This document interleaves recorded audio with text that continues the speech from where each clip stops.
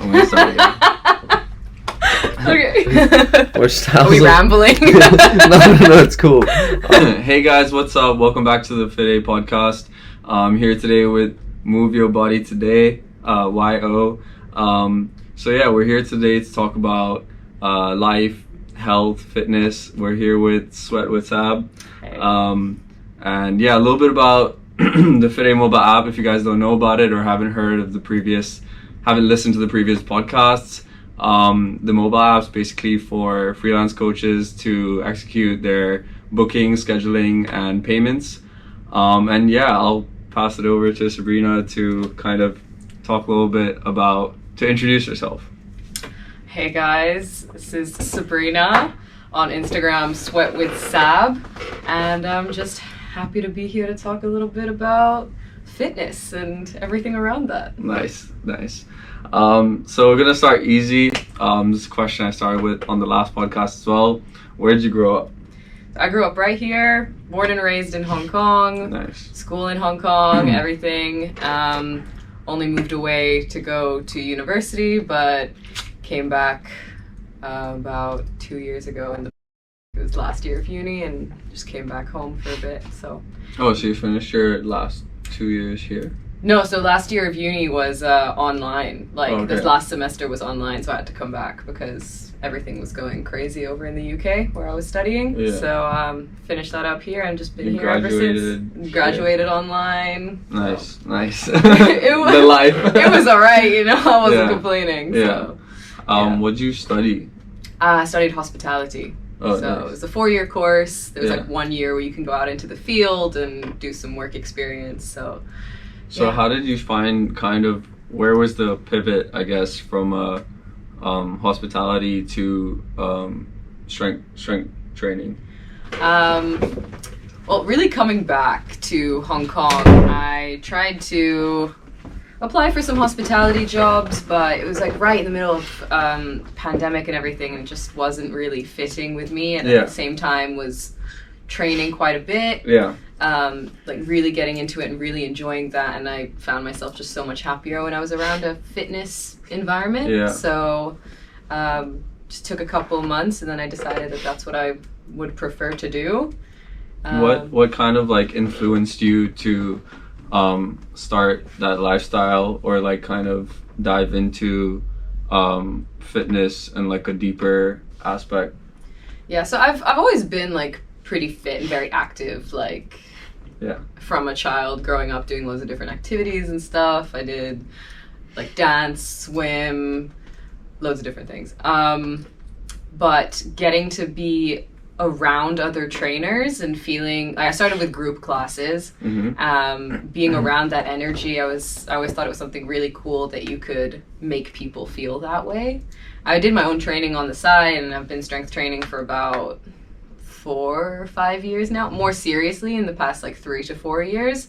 But the group classes just really gave me some sort of energy that's I want to be one of these people that can help and improve other people's lives. Yeah. Provide this safe space where people can come and just lift some weight, move their bodies, and feel good about themselves. Nice. So what age did you start lifting? So not seriously, around 16. Mm-hmm. So I was still in high school. That's pretty early. Yeah, but that's just going to the gym and touching all the equipment and all the machines and trying out what Just they were exploring. doing. Yeah, so nothing that crazy. More seriously, I was about 19, 20 in university. Just trying to get into a good routine and everything, and the facilities at the campus were really cool, so I just wanted to try out things. Yeah. So seriously lifting for maybe about 3-4 years. Yeah. Yeah. Nice. That's quite a long time. Yeah. That's quite a good amount of experience, I guess, to when you're speaking to clients and stuff. Yeah. It's quite nice to have that where you started quite early, and even just if it was casually at 16, it's it shows that you kind of already had an interest in that space. You're always conscious of you're already kind of attracted towards sport and that kind of lifestyle. Yeah, for sure. So how often do you go to the gym? Right, so I work at a gym. Right, So, she works at Strength Culture, yeah, by the way. Strength Culture. I've been there for almost a year now. Started off as an intern and like getting loads of experience through that, and then just like a smooth process, just like transitioning into How was that process of like kind of joining the gym? So I've been going as a client to Strength Culture Right. for years, Right. and my boss has been like training my parents, and so we've known him for a really long time. So it was kind of a nice first step into the industry because I already had knowledge about this gym. I thought it was like the best gym in Hong Kong, in my opinion. Like it's the only place I would want to go train unless I was training by myself in like a membership club or something like that. So at the time, I wasn't sure if I was going to stay in Hong Kong. I'm like, let me just do this internship. If I get the internship, then at least I get some experience. Because at that time, I had a few months previously just finished my NASM qualification. So I'd been doing a little bit of freelance before that. It was good, but it was kind of slow. It's really hard to start from a little bit of not knowing anyone or a little bit of nothing and transporting equipment everywhere. The hustle is real. So it was more like training friends or parents of friends and spreading the word like that. And then I saw this internship became available at Strength Culture. Like initial kind of format that you were using when you were training kind of friends and family, or like friends of friends? What was the kind of like organization tools? I'm asking because like, you know, the app is kind of for that, and when you were previously a freelance trainer, what were those kind of tools that you were using? Yeah, so it depended on the client. So some of them had previous experience or were already training with other trainers or other gyms. So always check the experience first. Even do like a little consultation prior or before your first session. Block out a little bit of extra time just to sit them down and talk about what they're interested in doing, or even that first point of communication, like the first text before you even meet, what they're interested in, what their experience is, what's their background, what are their goals. Obviously, when you get to be with them in person, you get to physically see where they're at, start super basic. Pretty much, I had a client that was no weight at all. It was pretty much just body weight stuff, seeing their range, their stability, their core, like strength and stuff like that. So starting just very, very baby steps, and then you take it from there. Yeah. Nice. So how was your process in getting that certification? Like, was there anyone that helped you through it? How did you, at what stage of like the internship, was it prior? What was the process in kind of receiving or attaining that? So it was October 2020 when I decided that, yes, I want to be a personal trainer. And so I was searching around for the qualifications I could do, and I came across NASM. And there's a gym here, OPS, the Optimum Performance Studio, I think that's right, where they do offer that. You can buy it through them, the NASM course. And I got the package that was 2 weekends, you get practical experience as well. So you go into the actual gym, go through some of the course material, and then you can work with the other people that are also doing the course. Right. So that was really cool. I thought that was really worth it to me to actually get some hands-on experience before anything. Before diving into like full-time clients and stuff. No, even all the theory stuff. So we had the book, the NASM book, and then after those practical sessions, you get about, they say to study for about 3 months and then take the exam, like the official qualification exam. So reading through the whole book, doing all the quizzes, reading all of the course material, and then took the exam about 3 months after that, got qualified, luckily. I was... Why luckily? Well, no, I mean, I'm not a great studier, so I enjoyed uni, but not in a sense... I didn't love it, More like the journey of university, you know, not the studying of university. Much more of a practical person, so I was really happy to get that, and then that's when I started freelancing, and then June 2021 is when the internship became available at Strength Culture. So I immediately jumped at that opportunity and they took me on. So that was a 6-week internship, and got to shadow classes and program a little bit, and sometimes towards the end leading the classes, leading warm-ups, leading cool downs, and then leading the whole class. So that was really cool to kind of ease into it and learn from the coaches that were over there. More experience and stuff. Yeah, they've been in the game for years. Yeah. So yeah, and then after that, I think they liked me enough and thought I was good enough to come on as part of the team. So yeah, since about August, I've been part of the team at Strength Culture, and it's been awesome. A lot of learning. Nice. Okay, I'm fully gonna pause because I forgot to Microsoft. Hello. Okay, yeah. Hello. Okay, that's good. Yeah. Okay. Okay, hey guys. Sorry, I just completely forgot to mic us up. So I just pulled that out and started it. So hopefully the audio is better from here on. But jumping back to the supposedly fourth question, what styles of strength training have you done before? So started super basic. Now I do just some big lifts. So I took the structure of the squat, bench, deadlift, powerlifting structure and kind of just made it my own thing. Okay. I'm not a bencher. I don't enjoy benching. Okay. I think I'm too long-limbed, and that range of motion is just not fun for me. Okay. So, just squats, deadlifts. I prefer high rep sort of. Why is that? I like the endurance of it. I like to be working for a longer period of time. Yeah. And I think it really pushes my muscles to the brink of failure. Okay. And just to feel that burn. I feel I get more out of it, and also it can kind of count as cardio. Yeah. Because I'm not a huge fan of cardio. Okay. So the more reps I do, that heart rate spikes, I'm sweating. I'm just okay, that's good. Yeah. So fair enough. I guess it also. Do you think that also helps with more definition, or is that? I think definitely higher rep is more lean, lean muscle mass. It's not, if you do shorter reps or lower reps, then probably gonna put on a bit more bulk. But as a woman, you don't need to worry about bulking because we have a completely different anatomy to men. So I just prefer for my body, I like that leaner, more toned kind of look. I don't think I need to be too huge. I need to be swole, you know. In terms of have you also tried calisthenics or other kind of forms of strength training?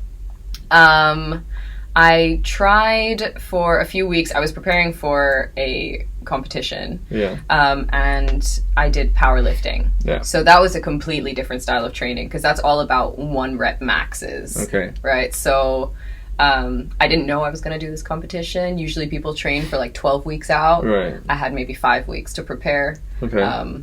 So it was just something spur of the moment. My trainer was just you're going to do this. You're going to get this experience. And as a trainer, I feel it is also important for if you have clients that want to compete or have a specific goal that they're trying to achieve, you have that in your mind. Right. So that's the finish line, you know. You know the process, you know the timeline, what it took. How did your diet change during that time? I ate so much more. It was great. How did the lifting change? So you're going from high endurance and high rep to trying to push out a big 1 rep max. So how did your training change? So I would schedule in, before I'd do maybe 1, max 2 squat days a week, and it changed to maybe 3. And it would be doing 2 big lifts on one day. So a squat and a bench on one day, and then a bench and a deadlift on another day. But so if you're doing the big squat and bench, then what other exercises are you doing in that workout?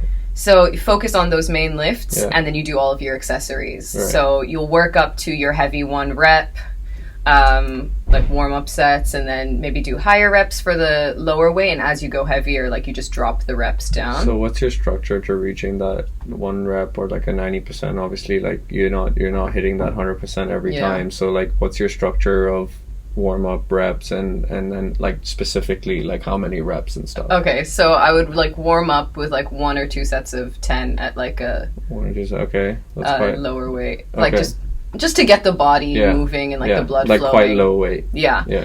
And then probably go into reps of sets of 6 to 8. Okay. And then once it starts to get really heavy, then 2 to 4. And then Okay. if I'm ready to like try my 1 rep, then just do that for like. Oh, so you really build up. So you're Yeah. hitting like 6 sets before you even hit your like 1 rep. Yeah, maybe it's not the approach I kind of programmed for myself, because I Okay. still wanted to be training the way that I like it as well. And I had such a short amount of time. I'm like, I still want to build like overall strength, and I'm not a power lifter. It's not something that I want to like really move forward with. So I was like, yes, I'm going to try go as heavy. I didn't really take it that seriously. Okay. Alright. Yeah, go on. I didn't take it That seriously. I mean, it was serious because I'm a very competitive person and I Yeah. wanted to do well. Yeah. But also I knew that I'm not going to just like jump into every other competition like Right. after this. Right. So I was just trying to work to my abilities and try to Right. get Really strong, and then like Yeah. at the same time just perform at a really good level. try to do the best that I Yeah, can do yeah, for myself. Yeah. Yeah. So a lot of things changed during that. Like I added like all the equipment, you know, like a belt and knee sleeves and wrist wraps and lifters. Yeah. And, How does the belt kind of affect your lifting? it just keeps you like really tight in your core. Right. Kind of uncomfortable, like really pushes against you, but it's there so that you can kind of push out against it. Yeah. And I don't know if it's a mental thing as well, Right. but having that extra security there, Yeah. you're It kind of definitely helps. Yeah. yeah. So with heavy weight on your back, Yeah. or you know when you're. But do you think then that's having like an imbalance between strength in like your core and your legs? I do think it can like take over a little bit, like compensate for core strength. Yeah. So I never trained with a belt Yeah, before prior. this competition.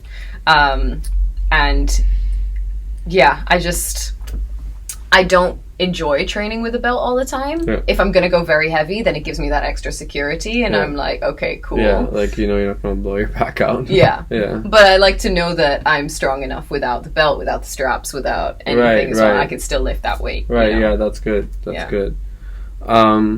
On to the 5th question. Which styles Are we of... rambling? no, it's cool. Which styles of strength training do you I guess you kind of mentioned, so a lot of it is kind of like weighted lifting. Yeah. That's kind of like you've kind of found that's what you like, that's Yeah. where you like thrive. That kind of brings us to our next question, like what are your other sport hobbies or hobbies in sport? All right. So I've always been a dancer since I was a kid. Yeah. So I did all styles of dance growing up, like ballet, tap, jazz, hip hop, anything you can name, I probably did it. Now it's more just like as a fun thing that I do for myself. Yeah. But also while I was away at university, I really got into martial arts. So Oh, nice. Muay Thai specifically. Okay. Did that for about 2 years, which was a completely different world. It was Yeah. so technical. It was hard. It was getting hit, you know, and learning how to sort Yeah. of defend yourself, but in a really technical and beautiful way, because in like the Thai culture, it's very respectful. Right. And even when you're sparring against an opponent, you're not doing it to hurt them. Right. It's like to learn. showing your strength Yeah. and like trying to get as good as you can get. Yeah. So that was awesome. So I still do a little bit of that now. I'm getting back into Oh, it. nice. Yeah. And pretty much anything water sports, wakeboard, wake surf, paddleboard, swimming, Yeah, like that's super active. that's pretty much me. How so. was like? Could you talk more about like your Muay Thai experience? Like 2 years is a good amount of time. Like how often were you training? So I was doing that maybe 2 to 3 times a week. It would vary the amount of time. So one class is like an hour and a half. Yeah. And you'd have like the beginners and intermediates, and then the class straight after that is for advanced. So there were days where I was training for 3 hours at a time. Okay. If I wanted to join the advanced people, which is where you really get to push yourself, because you're up against big guys Right. and more experienced people, and they're not afraid to hit you in the face, Yeah. you know? So just because you're a girl or whatever, like you're there to learn. Yeah. So it was really about I threw myself into that, and it took a while. Like it is very technical, and it's it's hard to get into it. There's always room to grow, always room to learn. But I had a great coach who's competed and won nice. all over the UK. Yeah. You weren't lifting as much at that time, right? Not as much. I was more into the Muay Thai, but it was like the Muay Thai gym and then the regular gym right next to it. Yeah. So you're got still to doing both. split it up, yeah. Now that you've kind of like gone into lifting more seriously, and then now you're playing again with Muay Thai, like have you seen like a difference in your performance in Muay Thai? I don't think I've been doing it as often as I need like to be to see it. Yeah. I definitely feel stronger. Yeah. Like you can feel in your punches and kicks, Right. but Muay Thai is also not just about the strength. Right. It's about your technique and like making sure that there is enough power behind the kicks and the punches and everything, Yeah. but to get your whole body involved. Yeah. So I definitely feel stronger, and flexibility is a huge part of that. Mobility is a huge part of that as well, that I've worked over the years. So I think slowly it's going to get there again. How do you balance like mobility with your lifting and like flexibility? So dance has really helped with that. I wasn't always super flexible, but as I got older, I knew that stretching was just super important. Yeah. And I'm quite into yoga as well, so I could do that on like after a session, before a session, just like a little flow. Okay. How long is usually that? Because I mean, sometimes it might be like, how long is your lifting session? It varies. So it could be about an hour. If I'm doing like way more, or just like messing around a little bit, it can go to like an hour and a half. Nice. Or if I'm taking like too much rest or chatting to people in the gym, Yeah. it happens. Yeah. So I don't like to push it more than like an hour and a half, because Yeah. I think that your body is just not That being for the as next productive. day. Yeah. But in that hour and a half, I will schedule in like banded mobility work, warm up, That's good. and a cool down for sure. Just stretching. really and, good. Yeah. So you Yeah. have to. Yeah. I suck at stretching. So how often do you do like yoga? I try to do it most nights, but I'm not that great. So like just before bed, I'll do like Oh, you do like a stretching session. night. Okay. Cool. Yeah, I'll just at home though. Yeah. I'm trying to get more into like going to classes, because Okay. I think that's where Nice. you really push it. And Yeah, find grow some and yoga learn. teachers on Fitaye. There's so many out there. Yeah, I mean, and, you like, just have like all your choices and like all the prices available on that's Fitaye. why the app is so great. Yeah, thanks.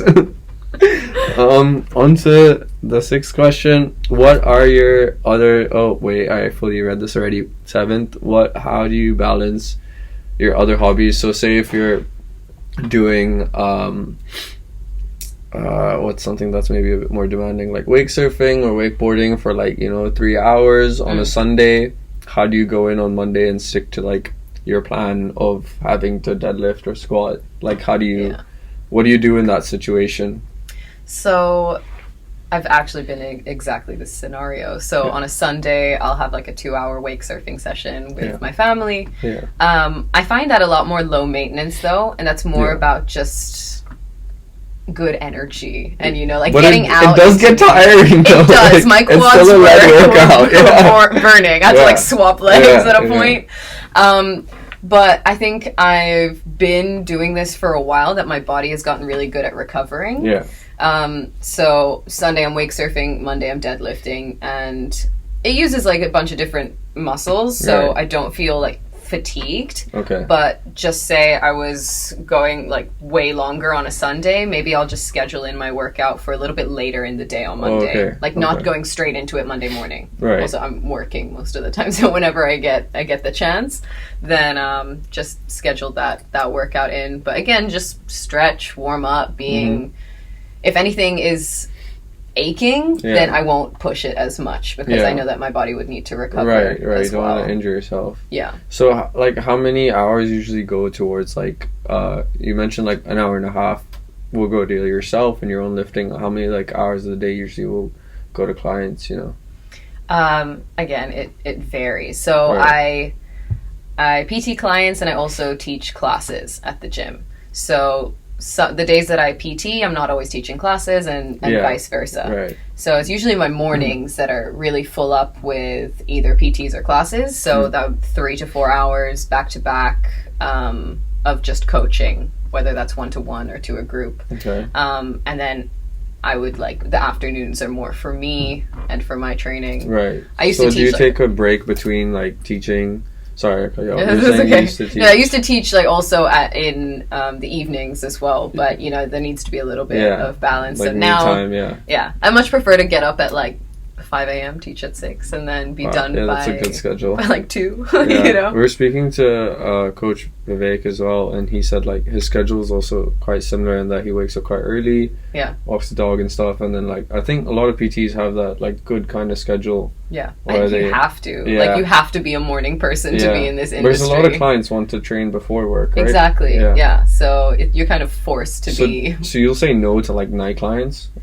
No, so I also do have some night clients. It used to be a lot more night clients before, like quite a couple months ago, before the whole happened in Hong Kong. I don't know if I'm supposed to say that. I don't know.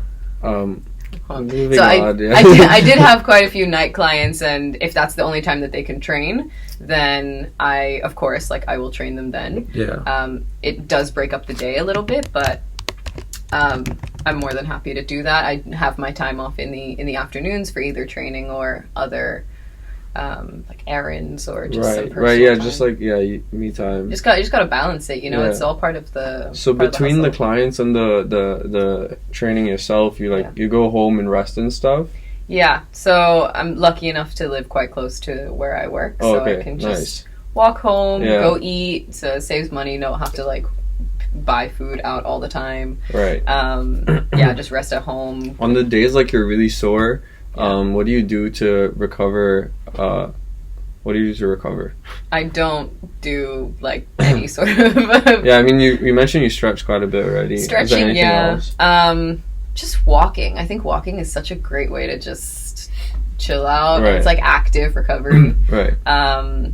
Walking up hills, all the hills that we have in Hong Kong, you know, like the streets are super steep. Yeah. Super steep, so like that's a workout in itself. Right. But I just try to take it easy, eat good, stay hydrated, and don't try to do something excessive. If I'm super achy, like I can't move anyway. It hurts to laugh. So I'm trying to just maybe use some like muscle bombs or I used to have a bathtub. I don't anymore, but like an Epsom salt bath. Yeah, just relax your whole body. Yeah, whatever you need to do, like as an individual, to relax yourself and feels good for you, then just do that. That's good. Good advice. Yeah. What is your morning routine? Right. So I try to wake up at the same time every day, Which was 5 a.m. No, that's only when I'm doing like the 6 a.m. classes. Yeah, okay. So that's like twice a week. So that's just pretty good. Yeah, but I'll try to be up by 7, waking up 6:30. You know, snoozing the alarm a couple times. Yeah. Get up, have a coffee, take a shower. Yeah. Get ready for the gym, and then just. If I have time, like I will eat my breakfast at home. If not, then I'll go to the gym and like either bring it with me to the gym. So you'll eat prior? Yes. To lifting? I always eat prior to lifting. Okay. What do you usually eat? So could be like a coconut yogurt bowl with granola and like seeds, like chia seeds, hemp seeds, all the good nutritious natural stuff, fruit. Or oats. Overnight oats are awesome. You can just like meal prep those and keep them in the fridge. Or also like a sucker for avocado toast. And like a tofu scramble. Nice. So, do you track your calories? I used to, and I don't anymore. Just I feel like I'm quite intuitive with my body and my eating, and I know how I feel. I know what like feels good in my body, and I also know what I like to eat and like what's tasty. And if I was more working towards a specific goal, then I might track, but I definitely don't restrict. So I'm just like conscious of what I'm eating. I don't when you were like building up to the competition, I think I already asked you this question, were you tracking then? Just make sure I was like hitting enough calories and like wanting to put on the muscle, so Yeah. just like eating enough protein, or I would just like add in a protein shake to my really heavy days. But again, just I was so much hungrier, I just like would have a little bit of a bigger portion. So Yeah. it wasn't like super strict tracking everything. Yeah. Again, I wasn't that like Yeah. serious or Yeah. stressed I feel like about. once you're tracking it, it's already like a massive step, because like even like apps like MyFitnessPal or LifeSomeday like kind of give you like so much insight just from like just once you input all those things, they kind of like tell you back already like if you're on the right track or and you get to see like I enjoyed an app called Chronometer, and it tells you all of the vitamins, minerals, like really breaks down the micronutrients of everything that you're eating. Yeah. And you can put in your specific goals and everything. It was fun. What's it called again? Chronometer. I'm not sponsored. Yeah, not sponsored. But it was cool to see, and I used that for a couple of years just to get an idea of the meals and the foods that I was eating, like exactly what I'm getting out of it.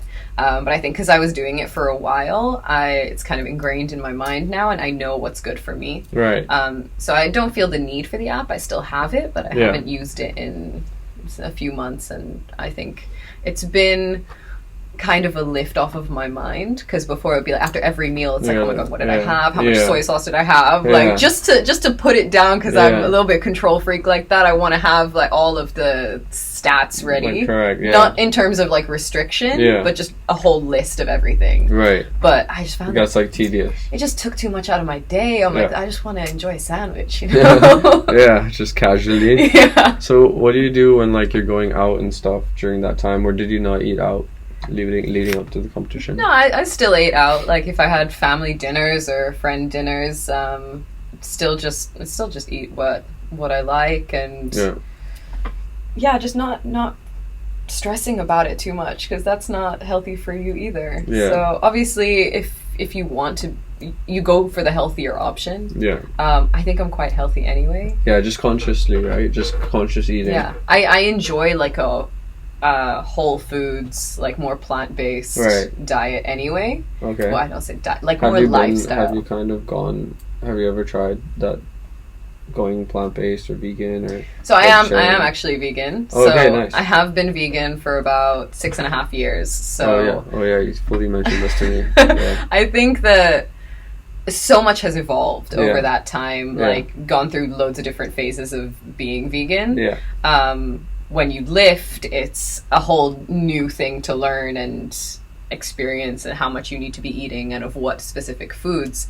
But again, I've been doing that for quite a few years, so I feel like I know well enough now. And veganism is just something that's really worked for me, worked for my body. But again, it's a lot of trial and error. And in the beginning, it's hard reading all the labels and figuring out what's actually in your food. But I think it makes you more mindful about what you're eating, and what you're purchasing. And how do you get like your protein intake? Loads of different stuff. So like most vegetables have quite a bit of protein in it if you're eating the right amounts. And I enjoy like tofu, tempeh, lentils are great, and you can get like loads of different types of. There are alternative like meat and dairy options. I don't always go for those because they are processed, and I prefer to have the natural food. Right. But like they have like lentil pasta, stuff like that. So if you want pasta, just go for this. So when I was lifting, or when I was preparing for competition, if I wanted like loads of pasta, I'd be like, let's just get some protein out of it too. So lentil pasta. That's smart. Yeah. So I don't know. I didn't really struggle. It was just. Do you feel that also helped with like kind of like reducing inflammation? Does that? Yeah, definitely. I just felt better, more energy, less bloated. Right. Obviously, depending how much I ate, is you're gonna bloat if you eat like too much of anything. But no, I just felt really good, and I think you get to explore so many different types of foods, and I look at it as being not restrictive, but just experimental. And try to get the same flavors out of the things that you previously enjoyed before transitioning into that sort of lifestyle. So 6 years, like quite a long time. Prior to that, you were eating meat? Yeah, I pretty much ate everything. meat and dairy and eggs and all that sort of stuff. And I was doing that for maybe 18 years, almost 18 years. Yeah. And it got to a point where I was just a little bit stressed with life, and again, like, control freak nature kind of kicked in, and I was like, let me control my diet because I can't control anything else that's happening. It was in the midst of applying for university and stuff like that. A lot of other random shit going on. And you're like, let me control, like, the one thing I can, which is my diet. Like what I eat. Right. So I went vegetarian for about 3 months. Okay. And at that time, my friend was also transitioning to like a vegan vegetarian diet. So watching all the documentaries, reading all of the information. Like, there was a lot of vegan YouTubers out at that time and doing like what they eat. So I'm watching everything, and like there's some hard to watch documentaries out there. And all my life I kind of knew, I'm like, I'm never going to watch that because I know if I watch it, I'm never going to eat it again. So I'd always put it off. And then watched it, and after those 3 months I tried meat again. I enjoyed it, but the next day I was like, it's just not something that I want to do anymore. So it was pretty much like not overnight, maybe it took like 1 to 2 weeks, but I was 1 to 2 weeks, and then fully kind of you went to vegetarian first. So veggie for 3 months. Okay. Then ate the meat. Yeah. Oh, you ate meat? Because I was like, I'm only going to do it for 3 months. Okay. That was my time frame that I gave myself. And then after I ate that meat, the next day I was like, I'm just not interested in doing that at all. Yeah. And after everything that I'd learned, it was just like I would feel guilty if I did that. Right. So then you just kind of like made that transition. Yeah. And like that's what works for me. I know that not everybody wants to do that, or they have a certain lifestyle, and like, I don't judge anything. What works for you is for you, and for me, that's my choice. And we can all just that's kind of why also, like, this podcast kind of learn about, like, there's so many people in the fitness industry doing so many different things and so many different styles and so many different things that work for different people, and like sharing this knowledge helps kind of viewers, watchers that are like maybe breaking into the industry kind of like figure out what's right for them through something that's hopefully like still fun to listen to. Jumping to the next question, what do you do for injury prevention, if any? So I have gotten into a habit of getting some sort of physiotherapy done. Oh, nice. For like back, I don't know, like a lot of people are like at the office, they have like back, neck, and then commonly like knees and like elbows. Like what can I mean, luckily I'm not sitting down in a chair all day. Like my job is the gym, so it keeps me up and going. Luckily, touch wood, like I have not had any serious injuries or anything that's like stopped me from doing my training and training others. But you always have something to work on. Like something is imbalanced with something, and I've done the whole cupping, needling, sports massage. Like I try to incorporate like one sort of physical therapy session, maybe like once a month. Some people go once a week. But like it's costly, and it's also if you're feeling okay and you don't feel like you really need it, then maybe you don't need it as much. But you also don't want to get to that point where you're like so stiff and can't move that like you're too far, not too far gone, but it's just going to take a long time to recover and get back to the stage that you want to be at. So I try to do that. I use a massage gun as well. I know there's like the Theraguns out there and Hypervolts and stuff. So you can just do that while you're watching TV or something, and just loosen up your muscles and just try to keep everything nice and warm. And again, with the stretching and mobility, I think that really helps to prevent injury. So what kind of like mobility drills would you recommend to the audience? I like to do a lot of banded work because that's like lightweight or like just more resistance. So I mean, you could like swing your arm up and down and like it's gonna get tired, but you're not like lengthening or strengthening that muscle. So, but it's without overdoing it with some crazy weight.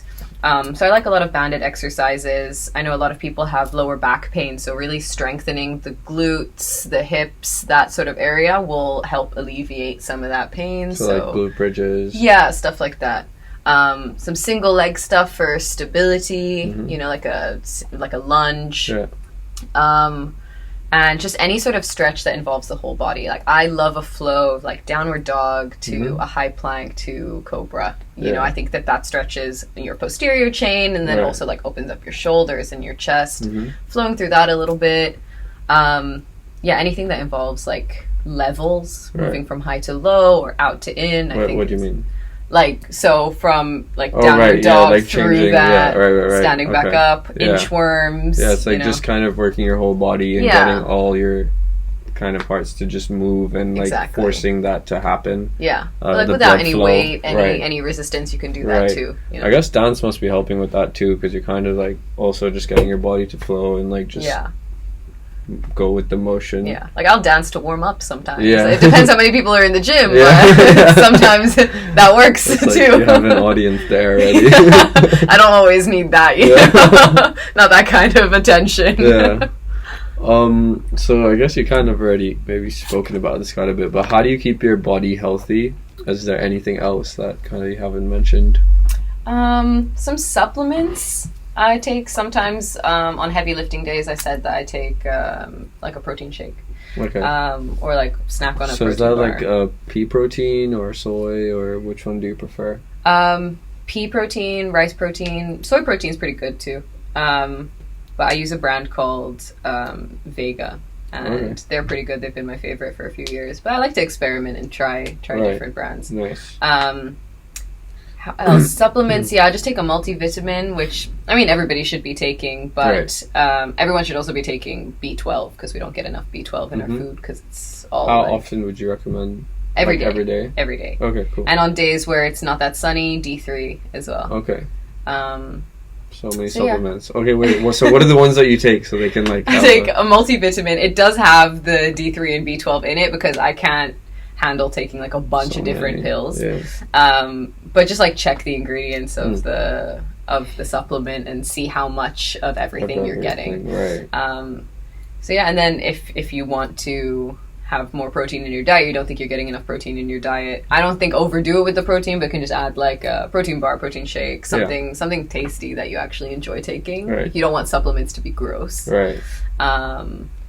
And I think that's it. Like Okay.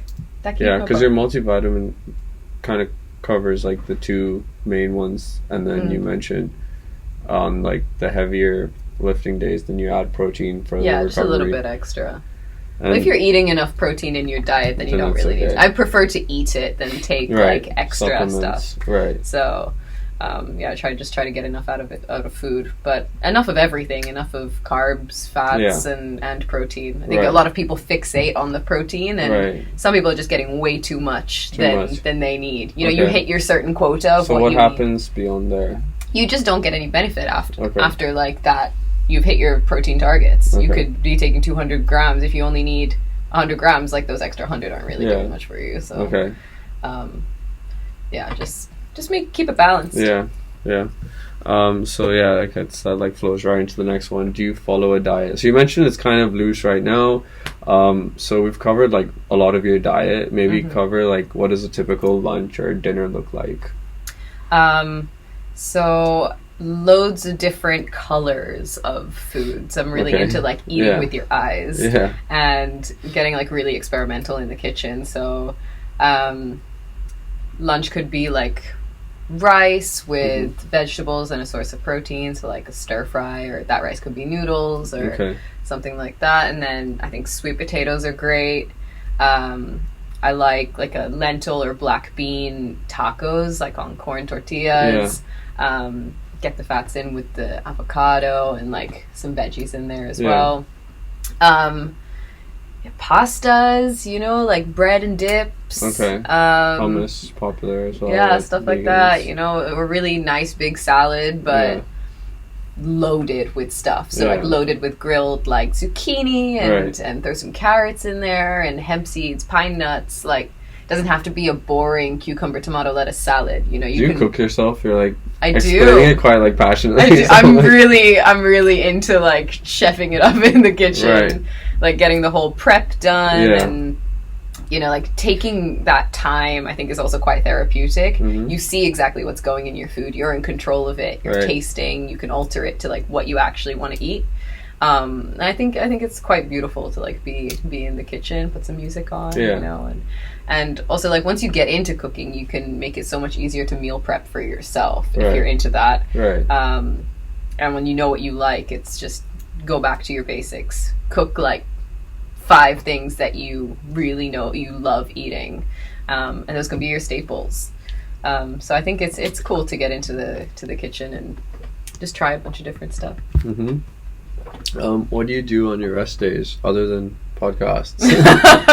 Yeah, today is the rest day. I just try to do like stuff that I haven't had time in the week. So run some errands, a lot of domestic stuff like laundry, clean my house. Yeah. I'll try to get a really nice long walk in unless it's Right. raining, and then Okay. I'm not going out. Yeah. Maybe do a food shop. Mhm. I really enjoy shopping at like markets Right. instead of Like kind of do like all your grocery buying and Yeah, stuff on that day because exactly. you just have a lot of time. Yeah. So those days I like to keep busy as well. I Right. don't want to just be sat at home and watching TV yeah. and doing nothing. What time do you wake up on your rest days?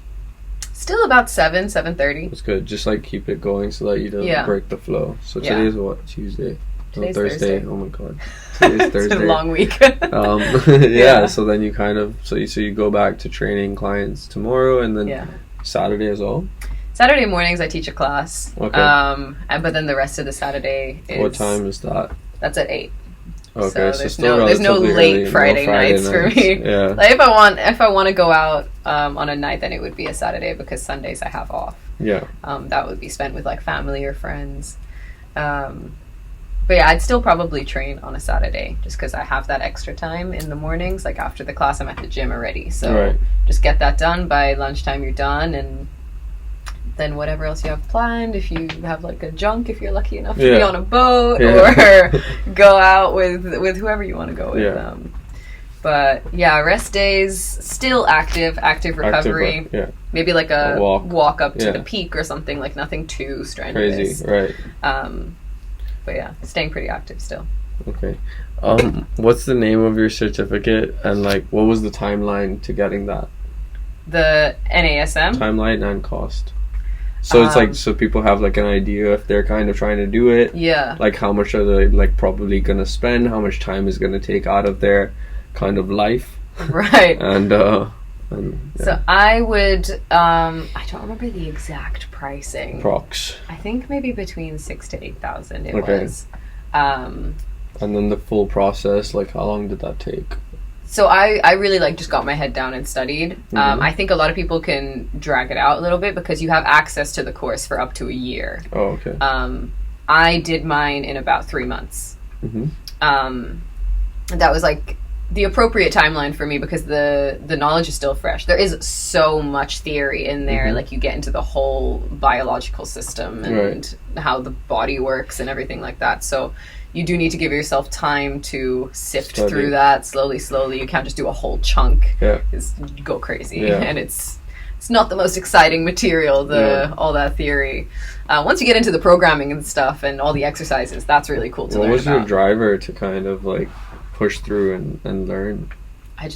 I wanted to see the green ticks on all of the quizzes. I wanted to just know that I got everything right. Right. And I wanted to just start working as soon as possible. I wanted to start training with people. But I wanted to be qualified so that I knew that I was giving them sound advice. Right. And not just like talking nonsense or whatever. Or just making it up on the spot. Like I wanted to have that knowledge background. Right. So about 3 months it took me, then took the exam, passed it, and then got qualified. So I would say like block out 3 months of time. Yeah. Like you don't need to just be studying, but a couple hours every day, you know, just like chip away at it slowly, do all the quizzes, watch all the videos. Okay. What is your favorite fitness exercise? Oh, that's hard. So many. There are so many. I do love a deadlift. I think Okay. something about yanking weight off of the ground, Yeah. like heavy weight. Yeah, you can get quite heavy with deadlifts. Yeah. So, I mean, it also depends on which stance you're doing, because I'm quite, like, long-limbed, as I said. So you When I was do a competing, wide- I did a sumo deadlift. Okay. Which it was just easier for me when it came to competing, and it's a 1 rep. You want to go as heavy as possible. So that worked for me, but I now back to the conventional deadlifts. Yeah. Lower back is killing a little bit, but you know, it's got to strengthen it too. And I like that. A deadlift is probably my favorite. What do you love most about coaching? I just enjoy meeting loads of different people at different stages in their fitness journey, and also from all walks of life. We get so many different types of people in our classes, and like PTs that like they're looking for so many different things.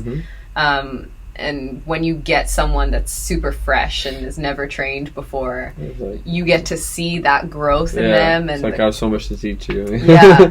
It's almost harder to coach someone that's had like a little bit of experience or has trained themselves, because you have to break those. Like if there's been not good technique, then you have to break that's already ingrained in them. So when you get someone that's fresh, it's like first of all, really you get to see that growth, and they can progress quite quickly, especially in the beginning stages. And then just to see the confidence in them and see them hit their goals, hit their targets, and where they actually want to be, and feel strong and confident and good in their bodies, like that's priceless.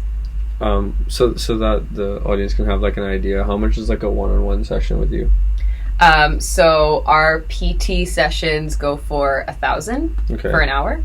Hong Kong dollars. That's for one. Yeah. US dollars. But then we also offer packages. Okay, nice. So the more sessions you buy, it's then like discounted. Yeah. And the group classes?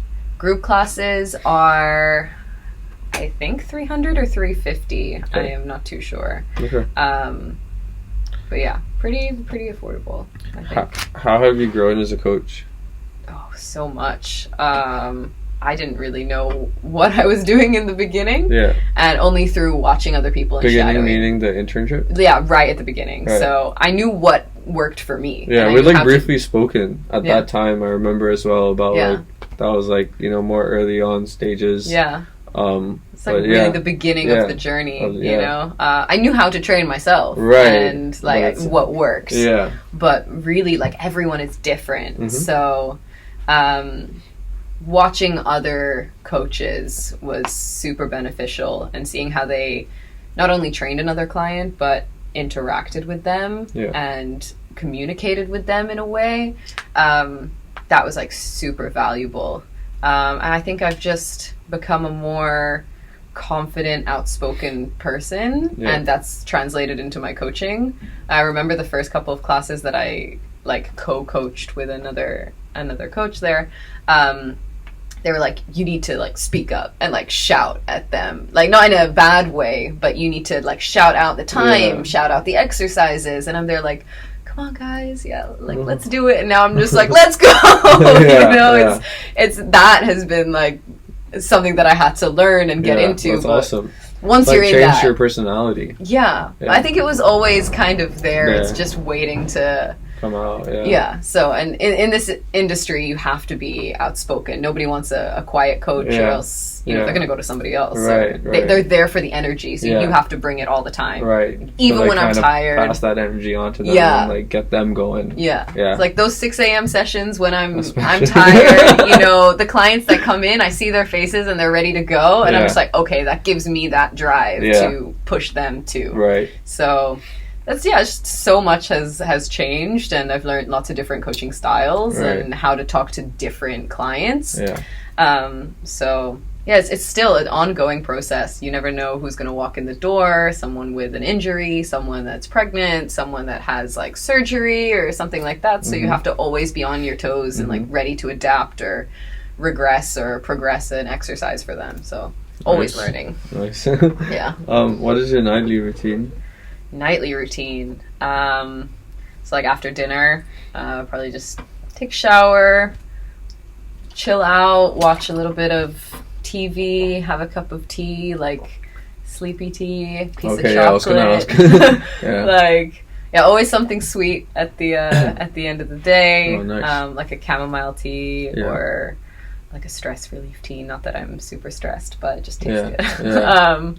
And usually get into bed, turn off the laptop and everything. Try not to watch anything about 20 to 30 minutes before I go to sleep. Just Even like, the phone? yeah, even my phone. Like the phone goes onto airplane mode all night. Okay. Just I don't want to hear any buzzing. And Right. so just set my alarm, put that away, and then yeah. Is your phone like quite far away from your bed?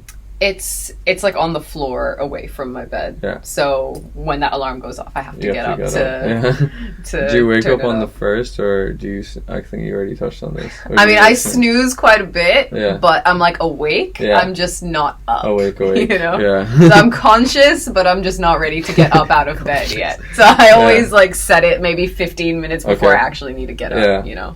I feel like it's two different types of people. Some do that, and some just like it's one and go. Oh, I can't do Yeah, that. yeah. I can't. How long should one work out for?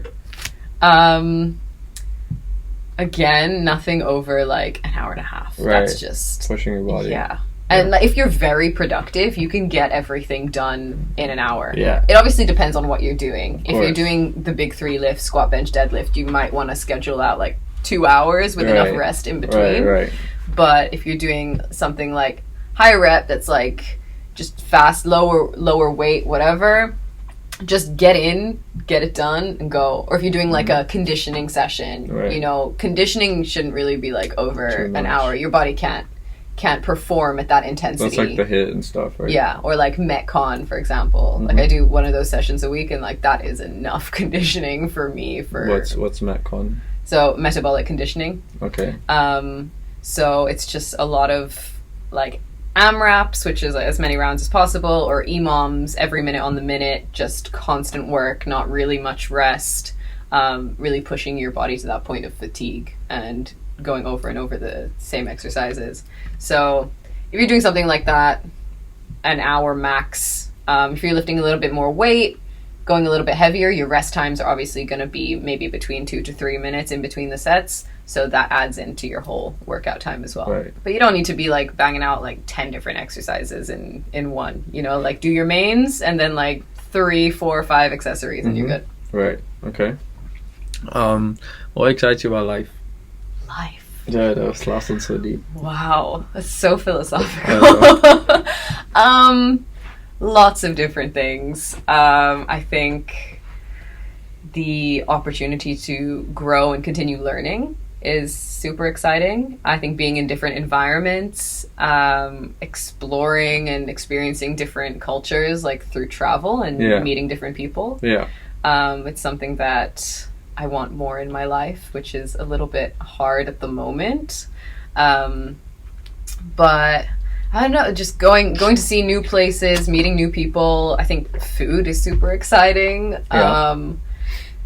It's That's quite a few things. That's really it's good. a lot That's good. lot of things. I try to stay positive and stay on the optimistic side, Yeah, which for is sure. hard to do sometimes. Yeah. Um, Oh, there goes the battery.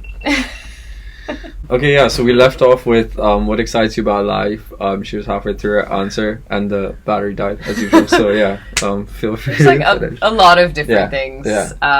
I think you can find inspiration and excitement anywhere. Yeah. Like you just have to put yourself into it and stay optimistic and stay positive. And yes, you have those down days, but you know, it's hard now. Yeah, you know, the yeah. world we live in, there's a lot of things happening. Yeah, and right. personal issues in life can get in the way, Right. but find something that drives you and can, like that little spark, that fire that you have inside, and you should be excited about what you do. And Right. if you don't have the job that you want, find a hobby, find something else that can excite you, whether Right. that's hiking Right. or seeing friends or trying to travel Right. or just, you know, exploring a different area, trying something new. Right. So yeah, I think it takes a lot of work, you know, Yeah. this journey of life. Yeah. It's a long That's one, good. but That's a good response, it yeah. goes quick, you know, and Yeah. and you never know what's going to happen. Flies So by. just go for it. Grab it by the Yeah. can we say balls? Grab by the balls. And then just go for it. Make mistakes. Yeah. You know, you never know if you don't try. So you Yeah, don't want to ask true. why. You just want to be like, oh, okay, that's something I did. So, or like, what if? You know? Yeah, totally. So yeah, wrapping up, what's your Instagram username again? All right, so it's Sweat with Sab. Those words are separated by an underscore. Yeah. If you just type in Sweat with Sab, you should pop up. Nice. That's me. Yeah, Move Your Body Today here, closing out the Fitaye podcast. I think it's episode 4. So yeah, I hope you guys enjoyed the listen. You can book other coaches and clients on the app, and yeah, you can book yoga coaches. You can book yoga coaches on the app. So yeah, enjoy, and thanks for listening. Thanks for like taking out the time to come. Yeah, thank you for having me. It's been great. For sure.